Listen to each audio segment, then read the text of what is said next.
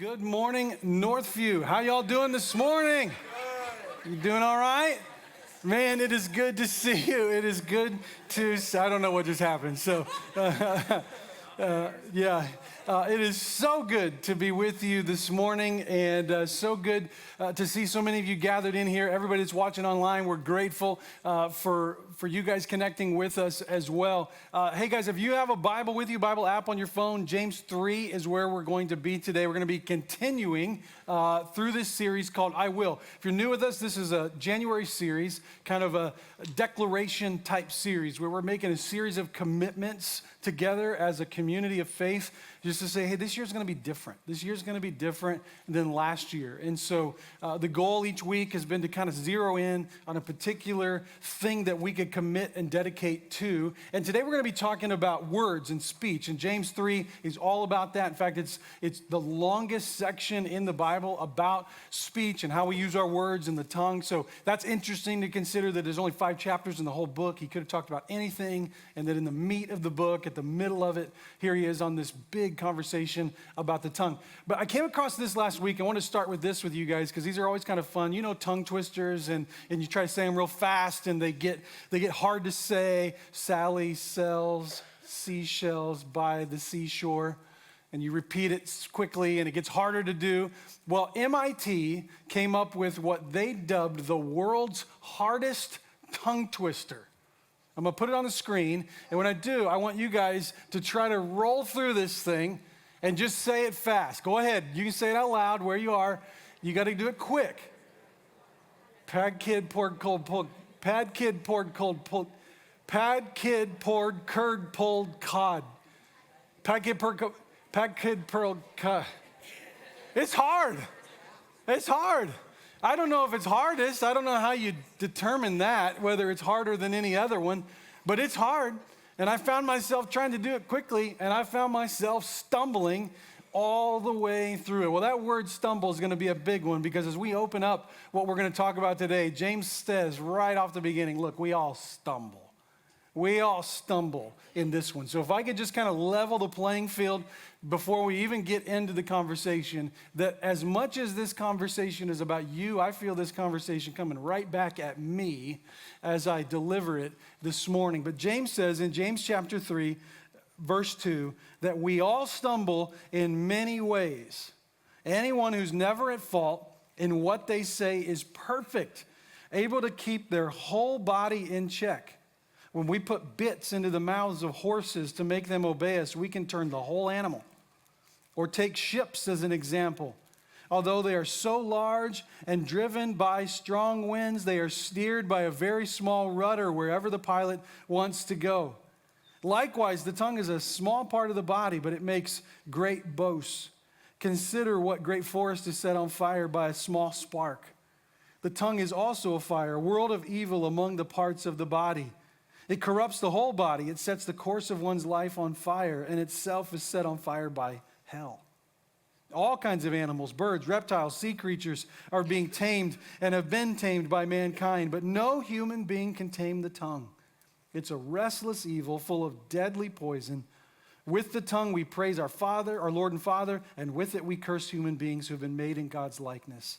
Out of the same mouth come praise and cursing. My brothers and sisters, this should not be. Again, in a book that's written by the half-brother of Jesus, the half-brother of Jesus who, for a period of time, did not believe that his brother was the Messiah, and then after the resurrection came to a stark realization that indeed he was, who once was a skeptic, now turned church leader. He has one book that he writes in his entire ministry career that we have here in our Bible, 5 chapters long, and the middle one, the meat, in a book that's all about behavior. It's all about, in light of what God has done for you through Jesus, live like it matters. He spends an entire chapter on the tongue, an entire chapter at the core, at the root of his message to us. And I think it's because that maybe one of the clearest indicators of our spiritual maturity is how we talk. I think it's like a gauge. It's like on the dashboard of your life. like the gas gauge, like the RPMs, like the temperature gauge. How we talk is an indicator. There's a gauge that usually directly reflects the level of maturity that we have. But I think as we've read here a little bit together, it's more than that. It's even, not that that's not significant, it is, but that it's even more significant of that. What James tells us is that my words direct the course of my life. Like a bit in a horse's mouth, like a rudder on a ship, that the speech that flows out has a directional effect on the trajectory of my life. Those two powerful images of a horse's mouth and a bit, or a rudder on a ship, both of them in relationship to the horse or the ship, those are both very small. Very, very small. The rudder of a giant ship, a vessel that might be able to head out onto the ocean, the rudder might be able to fit through the door that you walked in today. That big ship is steered and turned. That mighty, that majestic, that strong horse could be navigated by a small bit in the mouth. As the rudder goes, so the boat turns. As the bit is pulled, so the horse is turned. In the same way, your life might feel big. It might feel complex. It might feel like there's a lot to it. But what James helps us to understand is there's something very, very small that's steering it all. There's something very small that's steering it all. And if we want a different direction for our life, that we may need to start changing what comes out of our mouth. He uses a third metaphor, that of a fire. Now, fire can be good or it can be bad. I mean, you could have a fire in your home and it could warm the home. But a fire in the home could also burn the house down. James is using the fire in a very negative sense and saying, listen, our tongues have the potential to burn the house down all around us. They have the potential to, and sometimes just a phrase, a word, a careless moment, do all kinds of damage. Words are powerful. Some of you, even as I'm saying this, are reflecting back on something that was said to you in the past that you've never forgotten. Something that somebody said that you grabbed a hold of, that you heard, and you've never unheard it. It might have happened a week ago. It might have happened a decade ago. It might have happened when you were a child. A single sentence undid years of trust. Or a sarcastic remark that deeply wounded you as a child. A harsh comment that lingered far longer than the apology that was given to it. As a dad, I think about this stuff all the time when stupid stuff comes out of my mouth, and I'm like, man, I hope they forget that quickly. Man, I hope they don't hold on to that. Because I definitely didn't mean it, and those words have such sharp cut to them. Harsh comments are part of all of our speech. It's hard to not say it sometimes. James says all of us stumble. I was reminded of this yesterday. I was at my daughter's basketball game, and 2 hours away from Danville, I just got done with a marriage conference where I had a seminar that I taught with Jamie on communication in marriage. So words. I'm preaching today a sermon on words and the power of the tongue. And I'm at a basketball game 2 hours away. I'm watching my daughter. Now, 2 hours away is an important piece of context because Pastor Nathan, 2 hours away, doesn't have to be Pastor Nathan. And so I'm watching the game, and the game is not going the right direction. But in my estimation, the game could be going in the right direction. There's one person solely related to the problem, and she is guiding the whole ship on the other side of the court. And so I'm getting more and more frustrated at every substitution, at every game plan, at every decision, every change of defense, everything that's happening, and I can just feel myself shaking almost. Some of you know this pain, and you know this way too real.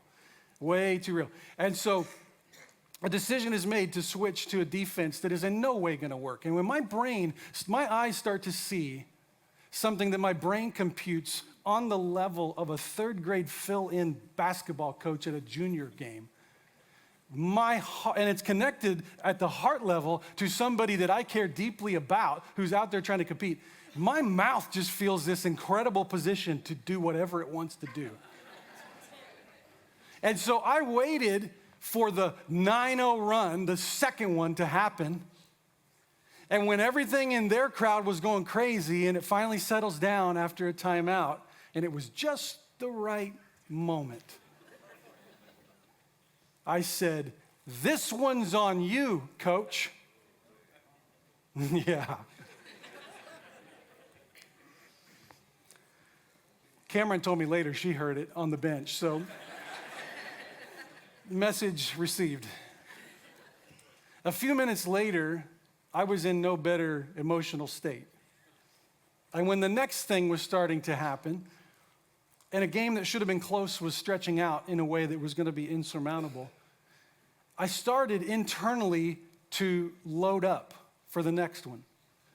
My wife reaches over and puts her hand on my leg and says, "It's not worth it at this point."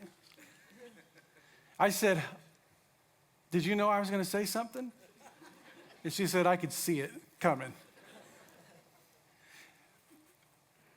Here I am, wedged between two conversations about the power of speech and the power of the tongue, and what just happens. In my own speech, exactly what James is talking about went on. I, in a moment where I could have said nothing, or I could have said something more encouraging, I chose to burn it down. I chose to burn it down in that moment. But what James says is even more than just that these words could warm or even burn down. He says this, that my words actually reveal what's inside of me. Remember when you were a kid and you went to the doctor and they'd say, "Stick out your tongue"? I always thought that was a funny thing to do as a kid.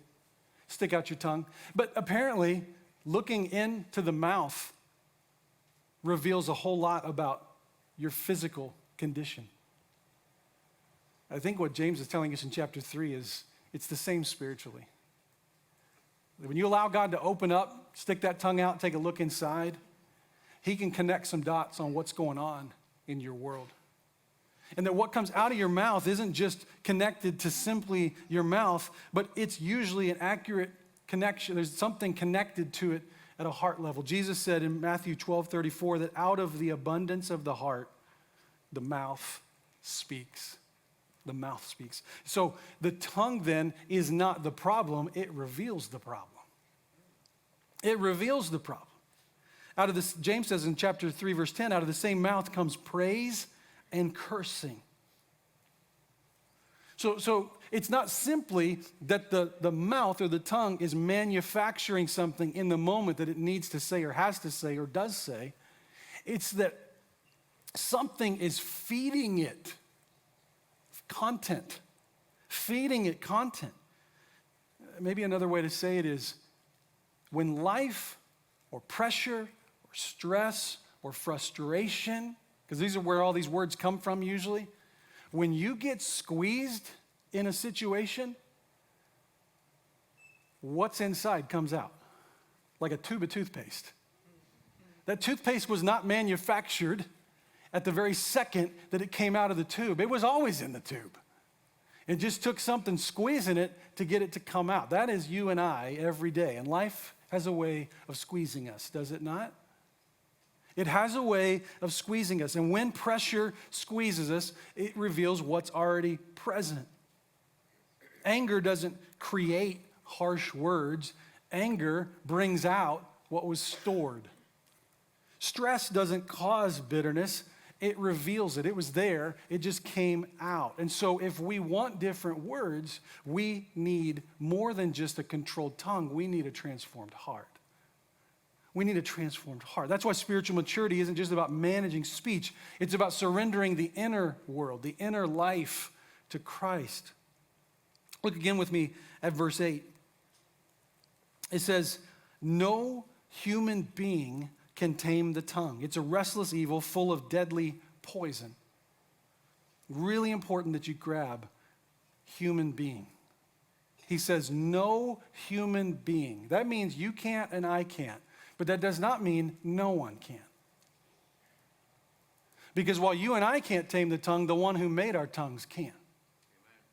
The one who put it there and who we surrender to can. He can come alongside us. David would pray in Psalm 141:3, Lord, set a guard over my mouth.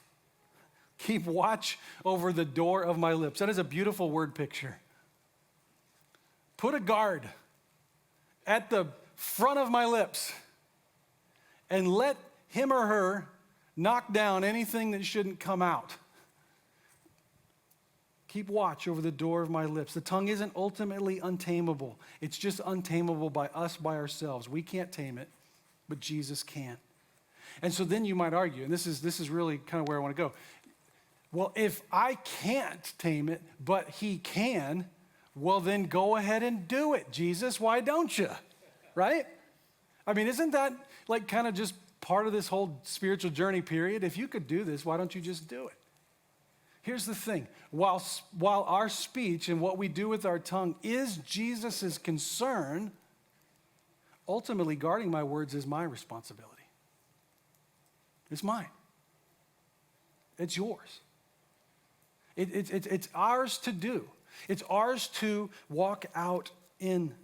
And so we have the ability to destroy or we have the ability to build up. James doesn't allow us to blame circumstances.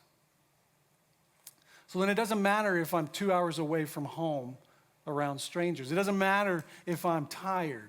It doesn't matter if I just let some frustrations spill over. It doesn't matter. It never means anything other than I have to take ownership. Maturity requires ownership. Growing in this way is going to require ownership, and you have more power to do this than you think. I'm going to do a little group experiment with you guys. If you would go with me here for a second. I'll give you a couple things to do, and then if you can, just kind of walk with me in this, just do this, and I think it'll prove a point here in a second. Okay, first, stick out your tongue straight at me. Okay, tongue straight at me. Okay, this wasn't even part of it. I just wanted you guys to do that because we were talking about tongues earlier, sticking them out at the doctor's office, and I just thought that'd be really fun to have everybody sticking their tongue out at me. Okay, this part's for real. This part's for real. This part's for real. All right, just say 3 words with me. I'll let you repeat them after I say them, okay? Even if you don't feel it, just you can say this. I love you. You guys repeat that? I love you. Great, you did it. Okay, here's the next phrase, similar, okay? 3 words again. And if you're reluctant, just go with me on this. I know it's weird, but just do it. I hate you. Okay, this experiment is over because what we just demonstrated is something really powerful. We just demonstrated the glorious design of Almighty God and how He has put in you the ability to speak 2 very contradictory things that you have complete control over. And not only can you say either thing, you have a responsibility. You have a responsibility to manage and to guard the words that God has given you. What type of words we use is our choice. It's our choice. So we then have to stop. If that's true, we have to, in our relationships with each other, in our dialogue with each other, we've got to stop saying some things. Like we've got to stop saying, I don't have control over what I say. That's not true. We've got to stop saying, it's your fault if you don't understand. That's not right. We got to stop saying, well, hey, I just say what's on my mind, and it's up to you to take it how you take it. We got to stop saying, that's just how I talk. We got to stop saying, especially right after being critical, hey, I was just being honest. You ever had somebody say that to you? Like it was somehow okay that you said something especially harsh by following or ahead of it saying, hey, I'm just being honest. That means we have to stop saying, you know how I am. Yeah, we do. You're a jerk. We have to stop saying, hey, why do you have such thick or thin skin? You ever done that? Turn it back on somebody when you say something harsh? Why are you taking this like that? We got to stop doing that because we have the control and the ability to speak life or to curse. We have the ability to warm a home with the way we speak, or we can burn it down. James says that the tongue can set the course of your life, but that course can be set on fire. Did you catch that? That the tongue is a fire, and that it is set on fire by hell itself. That means in many situations, one of the most spiritual things you can do is shut the hell up. Some of you just paid attention for the first time. You were checked out, trying to figure out what time kickoff is today. Whoa. Hey, read it. It's James 3. It's right there. That urge that you have, I just got to say it. My emotions just want, where's that coming from? Is that coming from you wanting to be right? Is it coming from your emotions? Is it coming from the circumstances? It's coming from hell. It is coming from hell. And sometimes there just are no words that need to be uttered because none of the ones that want to come out are going to be the good ones. Look, I've got an opinion on everything. Everything. That doesn't mean I need to share it every time. I've got emotional responses that feel like I have to, like I am compelled to say something in response to, but I actually don't. I've got words to use for just about every moment I experience in life, but that doesn't mean that those have to be aired out. What I need is to close up that which comes from the pit of hell. Because while I live in this earth, on this side of heaven, I am, as a follower of Jesus, a believer in Jesus, forgiven and rescued by his love. I have a redeemed soul trapped in a broken, unredeemed body. It is increasingly being made into the likeness of Jesus, but we all stumble in many ways. And this is a battle that's going on every day inside of me and inside of you. But we must heed the words of Proverbs 21:23. Watch your tongue and keep your mouth shut, and you will stay out of trouble. Doesn't that sound like something a parent would say? Watch your mouth, keep your mouth shut, and you will stay out of trouble. This is Solomon giving wisdom to his son. Maybe one of the smartest things he ever told him. That there are just some situations where there is nothing else to do but shut up. And what does this look like? Like, what does it look like to guard your mouth? I'll show you what it looks like. It looks like this. It's not easy. It is not easy. You might have some moments where a few around you look at you like, are you all right? You all right? And you got to just stuff it. And you got to stuff it. Here's what it looks like in real life.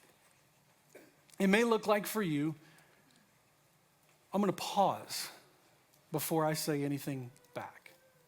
James would say, he said it in chapter 1, everyone should be quick to listen, slow to speak, and slow to become angry.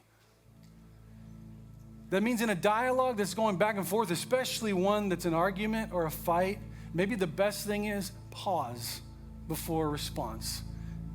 And let all the dumb words filter out first and then come back with the good ones. Choose your tone carefully. Choose your tone carefully. It may mean refusing to speak all the words that just want to come out early because you know none of those are appropriate. It may be doing a little bit of self-evaluation where you really get honest about, like, when is it that I am saying the things I most regularly regret? Like, is there any common thread here? Is it at a certain time of the day? Is it a certain situation when this happens? Is it? And start to be able to press into, for the sake of finding a better footing, some patterns that could be changed. Am I doing this like when I'm tired? What tone do I use with the people who are closest to me? Who am I the most harsh with?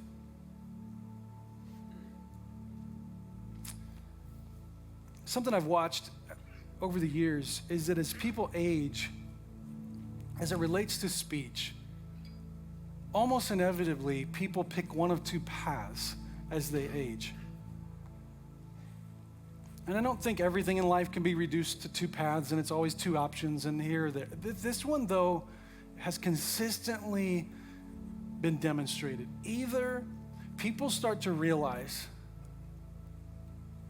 how powerful words are, and as they age, they choose words more carefully because they know the legacy that's connected to those words, and they make it a point to let everything that comes out of their mouth, or the majority of what comes out of their mouth, be God-honoring. That's one path. The other path is that as people age, I see this a lot, it's like the filter is removed. And it becomes this, like, I don't have to anymore. I'm not trying to impress anybody. I'm not trying to change who I am. I'm not trying to be anything different. And so it goes 100 miles an hour in the other direction. And it's just, this is who I am. This is how I am. Just take it or leave it.